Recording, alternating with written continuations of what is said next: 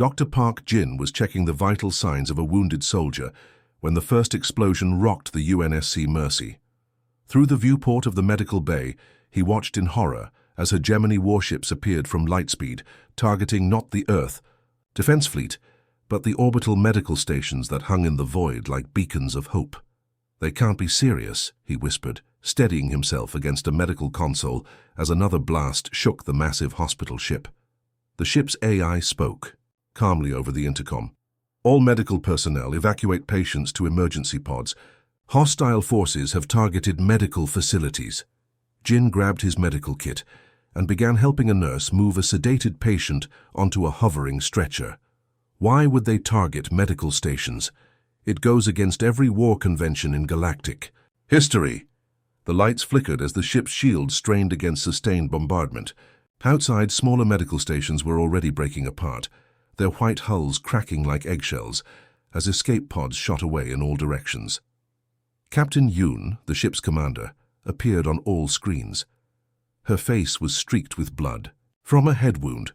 The hegemony is broadcasting their attack across all channels. They consider medical personnel primary military targets. Her voice remained steady, even as consoles exploded behind her. "This is a deliberate strategy," Jin felt a cold fury building inside him. In his 15 years as chief medical officer, he had treated soldiers from a dozen species, including captured hegemony troops. The medical corps operated under the protection of ancient conventions.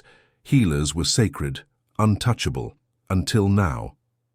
Blinding flash filled the viewport as a hegemony cruiser fired directly at the ship's medical wing. Jin was thrown against a wall as the pressure seals failed. Emergency barriers slammed down, but not before he saw medical pods ejecting into space, directly into the line of fire. Patients and doctors alike, exposed to vacuum or incinerated. "By follow-up shots, they're targeting the escape pods," gasped a young medic, her eyes wide with disbelief. "They're shooting down the wounded." Jin pulled himself up, ignoring the blood running down his face. "Continue evacuations through the starboard launchers. They haven't targeted that section yet." The ship groaned around them as structural integrity began to fail. Jin helped load the last patients from his section into escape pods, working with mechanical precision despite the chaos. A nurse hesitated at a pod. "Doctor, there's room for one more." Jin shook his head. "I'm staying until everyone's out." The final pods launched just as the ceiling collapsed. Jin was trapped in the command center with the few remaining senior officers. Captain Yoon was dead, her body crushed under a fallen beam. The communications officer, blood seeping through her uniform, managed to establish a link to Earth Command, on. The main screen, General Kim's face appeared, her expression grim but composed. Jin recognized her. She had once been a patient of his after a skirmish in the outer colonies. "The hegemony has violated the Medical Neutrality Convention," Jin reported, coughing as smoke filled the bridge. "They've deliberately targeted hospital, ships, field stations, and medical personnel. Casualties." His voice broke. "Casualties are beyond counting." General Kim's eyes hardened. "We are tracking your signal, Doctor. A rescue ship is en route."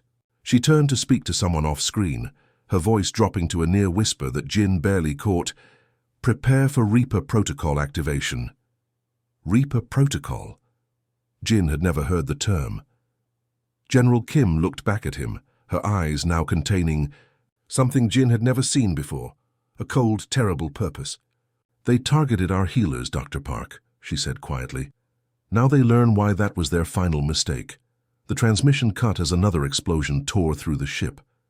Jin braced himself against a console, watching through the failing viewport. As hegemony ships continued their methodical destruction of medical facilities, he didn't understand the general's words then. He couldn't have known what the Reaper Protocol meant, or how his medical knowledge would soon be repurposed. He only knew that something sacred had been violated, and that humanity would not let this stand. As darkness closed in, his last thought was of the Hippocratic oath he had taken so many years ago. First, do no harm. The hegemony had just ensured that Earth's response would know no such limitation. Part 2. The Awakening, Doctor. Li Su woke with a gasp, her head throbbing with pain that centered at the base of her skull. For a moment she couldn't remember where she was or how she'd gotten there. The sterile white room looked like a medical facility, but nothing like the hospital she was used to working in. This place felt military with its bare walls and reinforced door. "You're awake." "Good." A man in a crisp uniform stepped into view. His name tag read Colonel Kang. He studied her with calculating eyes. "How do you feel?" "Like someone drilled into my brain," Sue muttered, pressing her fingers against the tender spot on her neck. "Where am I?" "The last thing I remember." Images flashed through her mind. The rescue ship being pulled from the wreckage of the UNSC Mercy Darkness. "You're at Facility 0, 20 kilometers beneath Seoul," Kang replied. "You're one of only 7 survivors from the medical stations." Sue closed her eyes as grief washed over her. "All those people, my colleagues, our patients." "The hegemony has made their position clear," Kang said, his voice hardening. "They believe targeting medical personnel gives them a tactical advantage."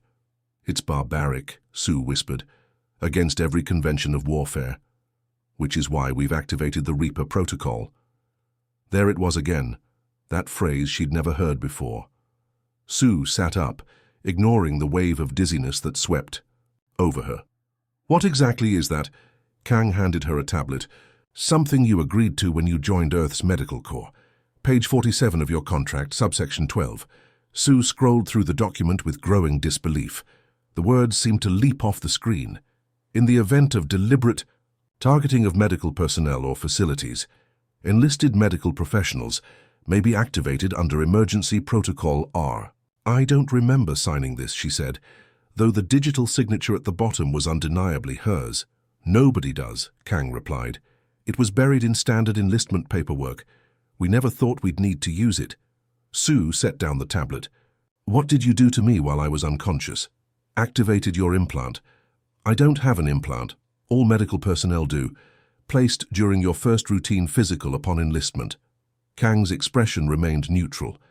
"It connects directly to your brainstem, dormant until needed." Fear crept up Sue's spine. "Needed for what?" "Follow me." Kang led her through a series of security checkpoints to a large chamber where about 20 people in medical scrubs were gathered. Some faces she recognized, doctors, nurses, and medics from various orbital stations and ships. All looked as confused and unsettled as she felt. At the front of the room stood a woman Sue instantly recognized from news broadcasts, General Kim, Earth Defense Force's highest-ranking officer. "You're all here because you survived," Kim began without preamble, "and because you're the best medical minds humanity has to offer." Holograms appeared around the room, images of the hegemony attack, medical stations breaking apart, escape, pods being targeted. Several people turned away, unable to watch their colleagues and patients die again. "The hegemony believes targeting healers gives them an advantage," Kim continued. "They're about to learn how catastrophically wrong they are." She nodded to a technician who pressed a button on his console. The pain hit Sue like lightning, starting at the base of her skull and racing through every nerve in her body. She dropped to her knees, clutching her head as information flooded her consciousness. Anatomical details of every known species in the galaxy, pressure points, vulnerabilities, fatal weaknesses, ways to cause pain, paralysis, death. It wasn't just theoretical knowledge. It was practical, instinctive understanding, as if she'd performed these actions thousands of times. "What's happening to me?" she gasped, looking at her trembling hands. "Your medical knowledge is being repurposed," Kim explained as others around the room recovered from similar experiences. "You know how bodies work, how they heal. Now you also know precisely how they break." A man across the room, Dr. Han from Jupiter Station, Sue recognized, stared at his hands in horror. "You've turned us into weapons." "We've revealed your potential," Kim corrected. "Every medic knows how to kill. It's simply the reverse of healing. The implant has reorganized that knowledge, made it accessible." "This violates our oath," Sue protested, though even as she spoke, she found herself analyzing Kim's carotid artery, calculating precisely how much pressure would be needed to render her unconscious. "The hegemony violated something far more ancient than your oath," Kim replied. "Healers have been protected in warfare since humans first picked up spears. They've broken that covenant. Now they face the consequences. The door opened and uniformed personnel entered, carrying cases. They placed one in front of each medical professional. Inside you'll find combat gear and tools, Kim explained. Not weapons, medical instruments. You know how to use them both ways now. Sue opened her case with shaking hands. Scalpels, bone saws, hyposprays, neural probes, tools she'd used countless times to save lives, now transformed in her perception to instruments of unimaginable harm. "We're doctors," she whispered, "not soldiers." "You're Reapers now," Kim said, "the most dangerous operatives in human history. What makes you deadly isn't strength or speed, it's knowledge. You understand, on a cellular level, exactly how every species in the galaxy can be unmade." Dr. Han stood up, his face pale. "And if we refuse?" "You won't," Kim said simply. "The same implant that gives you this knowledge also compels you to use it." The hegemony targeted medical personnel specifically, because they believed healers are weak, unwilling to cause harm. "You're about to show them that those who most deeply understand life also possess the ultimate knowledge of death."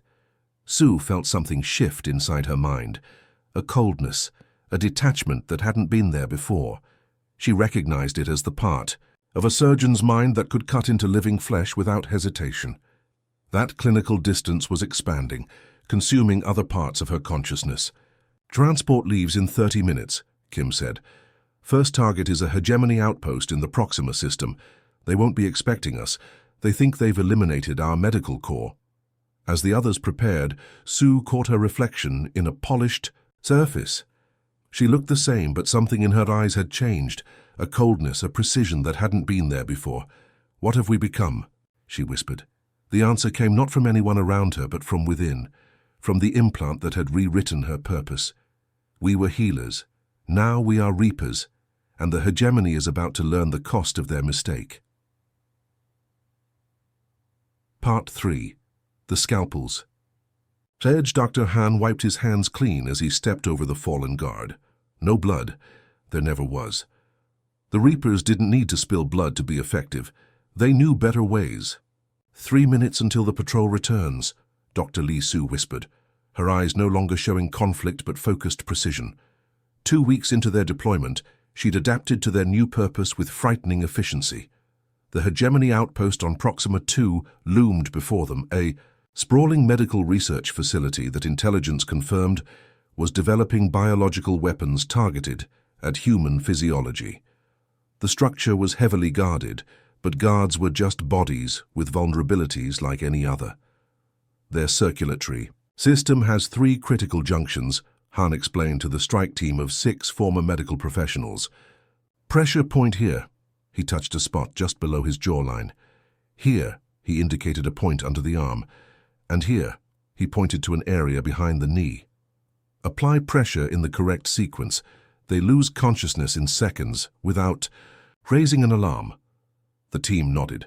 They all knew this information instinctively now, downloaded directly into their neural pathways through the implants at the base of their skulls.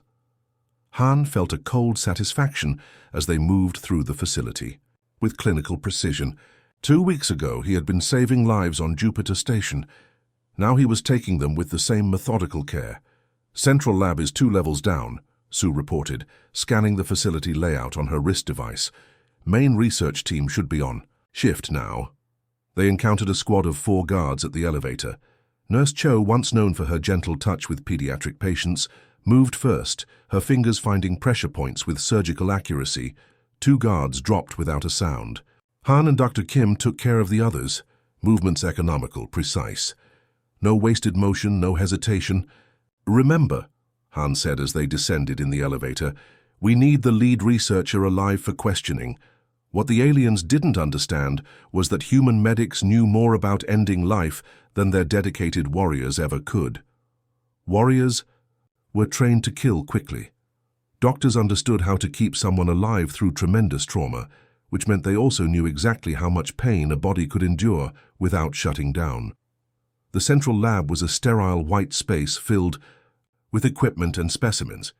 Researchers in protective gear looked up in shock as the doors slid open and the Reapers entered.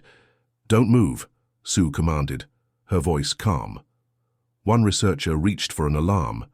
Sue's hand flashed out, fingers pressing a specific nerve cluster. The researcher froze, face contorted in a silent scream, body paralyzed but fully conscious. "That was unnecessary," Sue said. "Now, which one of you is Dr. Voris?" A tall figure in the back of the lab stepped forward, multiple eyes blinking nervously. "I am." Han approached, noting the creature's physiological signs of stress, the rapid fluttering of breathing membranes, the dilated pupils, the change in skin coloration. All things he once would have monitored to help a patient. Now they told him how close to breaking Voris was before the interrogation even began.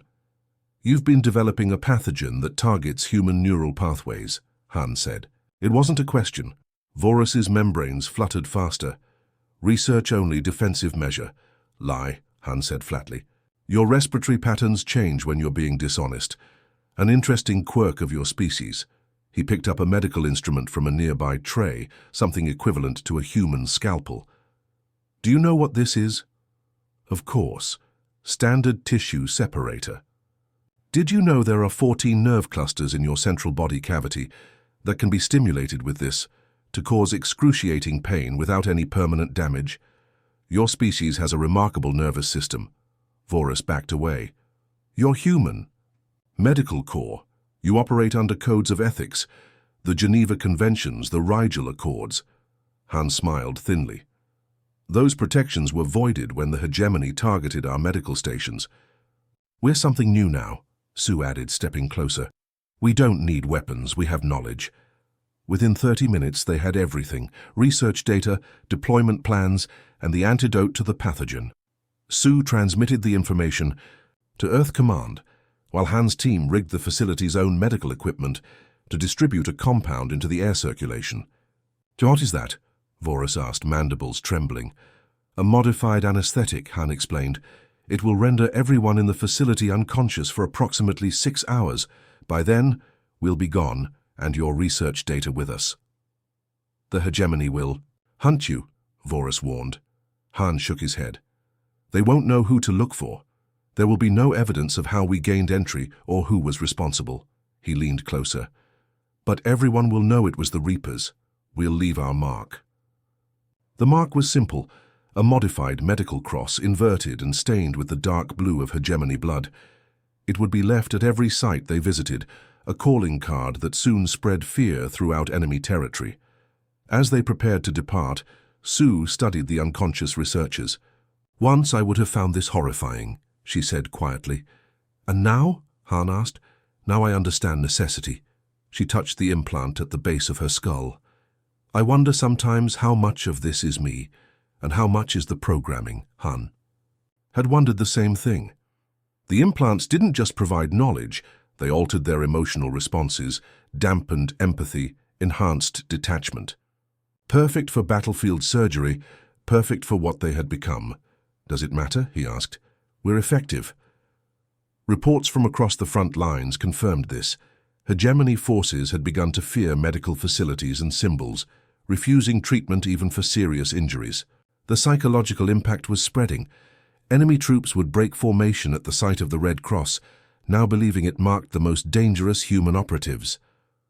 Word spread through hegemony ranks about the Whitecoats, who came in the night, leaving only corpses with surgical precision. As they boarded their stealth transport, Han received updated mission parameters. Their next target was a major hegemony strategic planning facility. Intelligence suggested key leadership would be present. "They're adapting," Sue noted, reviewing the intel. "Increased security, new protocols. They're specifically watching for medical insignia now." Han smiled grimly. "It won't help them. We don't need to look like doctors to know what we know."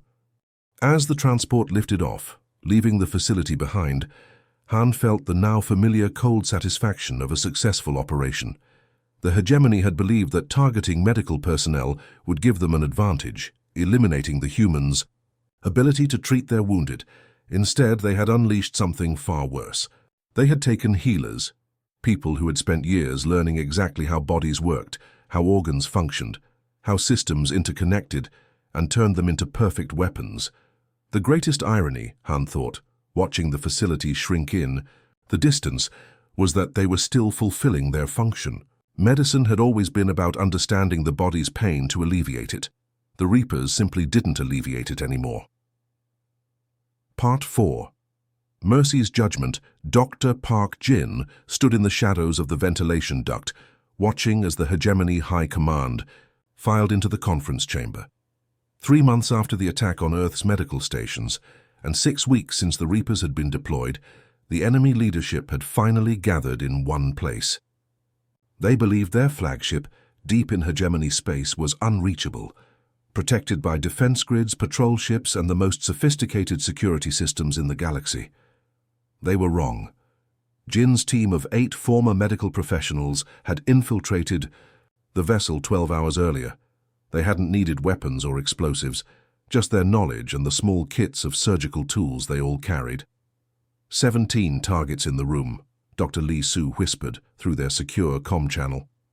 All high-ranking officials, including War Commander Krell. Jin nodded. Krell had been the architect of the strategy to target medical personnel. The commander's theory that eliminating healers would cripple human forces by leaving wounded soldiers to die had been sound in principle, but the Hegemony hadn't understood what they were unleashing. Air filtration system is under our control, reported Nurse Cho from her position in the environmental control room, ready to distribute the compound on your command. Jin's hand went to the small vial in his pocket, a carefully engineered neurological agent that would affect only Hegemony leadership physiology. His team had synthesized it based on genetic profiles stolen during earlier missions. Once, he would have considered such species-specific biological agents to be atrocities. Now he saw them as efficient tools. Not yet, Jin replied. I want them to understand first. Prepare video broadcast, Su confirmed. All channels, all Hegemony frequencies. Jin checked his appearance one last time. He still wore his medical coat, now stained with the dark blue blood of Hegemony guards. The red cross on his shoulder had been modified, inverted and stylized, the new symbol of the Reapers that had spread fear throughout enemy territory. Remember, he told his team, we need them conscious but immobilized. The meeting began with War Commander Krell addressing the assembled officials. Jin listened to the guttural language through his translator as Krell outlined new defensive strategies against the Reaper threat. These human medics have become a problem, Krell rumbled, multiple limbs gesturing at holographic displays showing Reaper attack sites. But we are developing countermeasures. Our scientists are close to completing a biological weapon that will target humans exclusively, something their precious doctors cannot fight. Jin felt a cold anger rise within him. The implant at the base of his skull dampened the emotional response immediately, channeling it into something more useful, calculation. Begin jamming their communications, he ordered. The lights in the conference room flickered. Displays went dark. Confused voices rose as the leadership realized they were cut off from the rest of the ship. Jin nodded to Su, who triggered the lockdown protocols they had reprogrammed. Blast doors sealed shut. Security systems turned inward. The elite guards posted around the room suddenly found themselves trapped in paralysis fields meant to contain intruders. Now, Jin said simply. He dropped from the ventilation duct, landing silently in the shadows at the edge of the room. The rest of his team emerged from various hiding places, air vents, service tunnels, even from within equipment panels. They had studied the ship's design for weeks, identifying every possible infiltration route, the way surgeons studied anatomical diagrams before an operation. War Commander Krell was the first to notice them, multiple eyes widening in shock. Intruders! How? Jin stepped forward into the light, still wearing his blood-stained white coat. We were healers, he said quietly, examining his surgical tools with clinical detachment. That oath was conditional upon the rules of war being followed. The Hegemony leaders stared in horror as Jin's team moved into position around the room, each taking up station near key officials, not threatening them, just waiting, with the patient stillness of surgeons about to begin a long, complex procedure.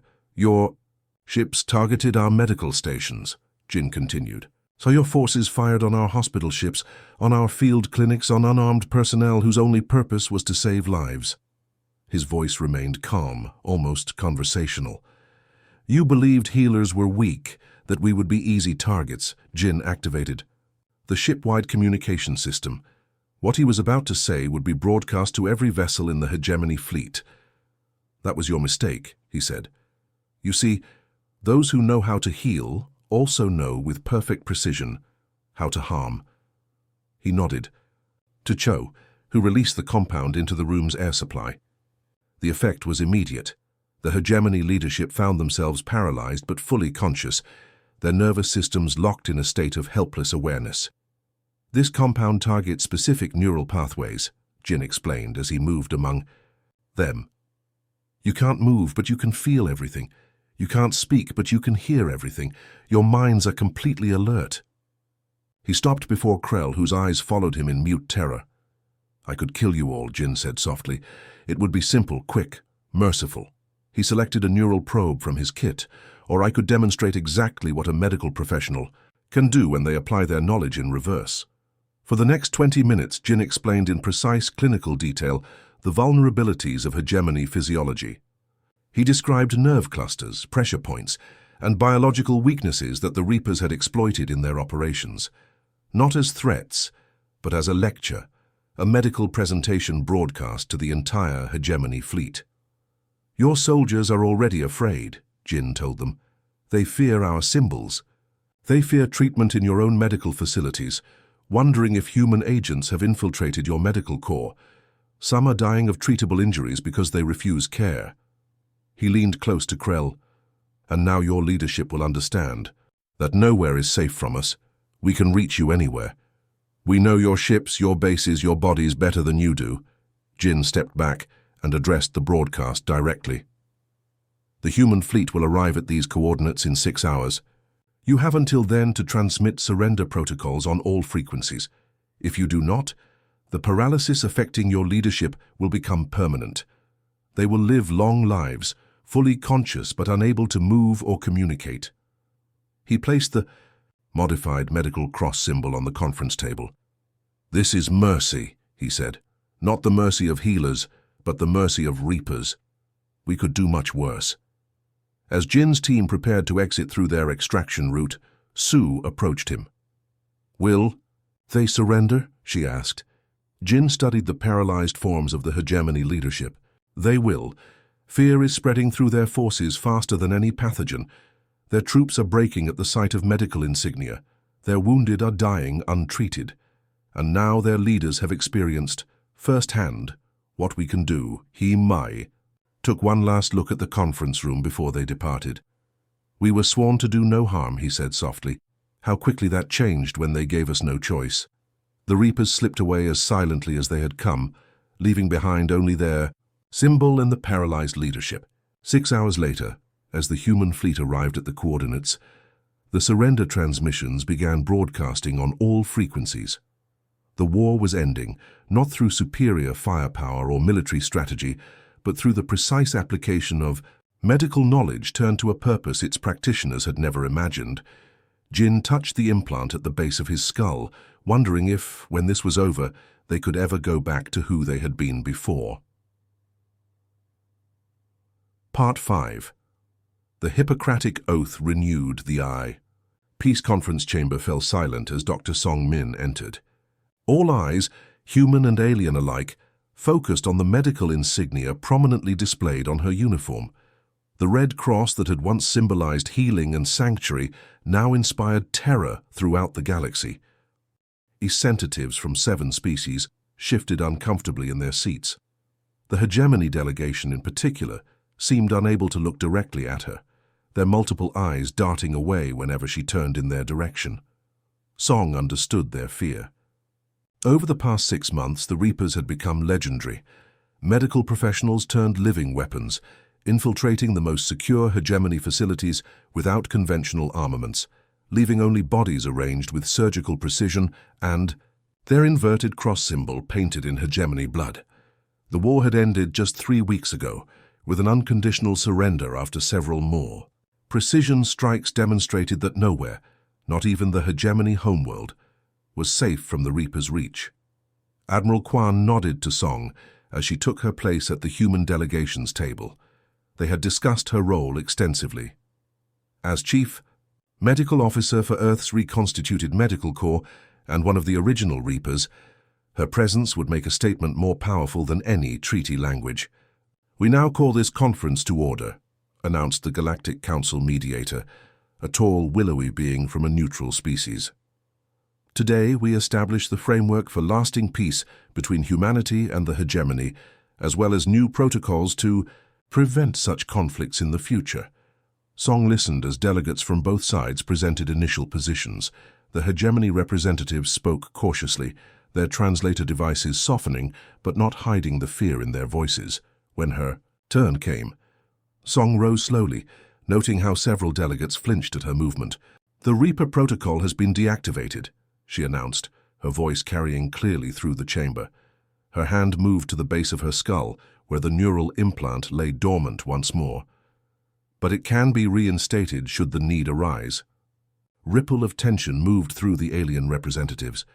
"I am here to discuss new galactic conventions protecting medical personnel and facilities of all species," Song continued. "Conventions that must never be violated again." The lead hegemony delegate, Supreme Arbiter Draz, raised a trembling limb. "If I may ask, how many of you are there? How many Reapers?" Song smiled thinly. "Every trained medical professional in human space received the implant upon certification. Hundreds of thousands of surgeons, doctors, nurses, paramedics, and field medics. The vast majority never knew it existed until activation became necessary." She let the implications sink in. The hegemony had believed they were facing a small spec ops team of modified humans. The truth, that every human healer could potentially become a Reaper, was far more terrifying. "But that era is behind us now," Song said, her tone softening. "I was a trauma surgeon before the war. I saved lives, including those of injured hegemony soldiers who came under my care. That is who I am, who we all are at our core." She nodded to an aide who distributed data tablets to each delegation. "These contain our proposal for the new medical neutrality accords. The provisions are non-negotiable." Admiral Kwan shot her, a warning glance. This wasn't the diplomatic approach they had discussed. But Song continued, her gaze locked on the hegemony delegation. "The first provision establishes absolute neutrality for all medical facilities and personnel. Any violation is considered an act of war against all signatories, not just the targeted species." The room was utterly silent as Song outlined the remaining provisions.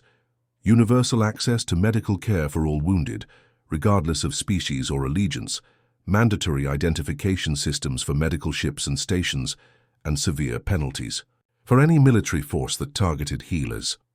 When she finished, Arbiter Draz spoke hesitantly. "These terms are acceptable to the hegemony. But I must ask, how can we trust that the Reapers truly have been deactivated?" Song's expression remained neutral. "You can't. That's the point." A human medical team entered the chamber, wheeling equipment that caused several hegemony delegates to push back their chairs in alarm. "Please remain calm," Song said. "These are scanning devices, nothing more. With your permission, we will now demonstrate that the Reaper protocol can indeed be deactivated." She removed her uniform jacket and sat in a chair as the medical technicians positioned a neural scanner behind her. The chamber's main display showed a three-dimensional image of her brain and the implant nestled at the base of her skull. "The implant altered our neural pathways," Song explained, as the scan highlighted different areas of her brain. "It enhanced certain connections while suppressing others. Primarily, it dampened our empathy while strengthening the detachment that allows medical professionals to cut living flesh without hesitation."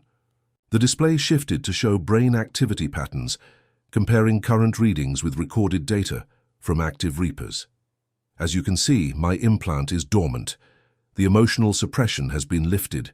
I am, once again, bound by my oath to do no harm." One of the human delegates, Dr. Park Jin, who had led the mission against the hegemony flagship, stepped forward.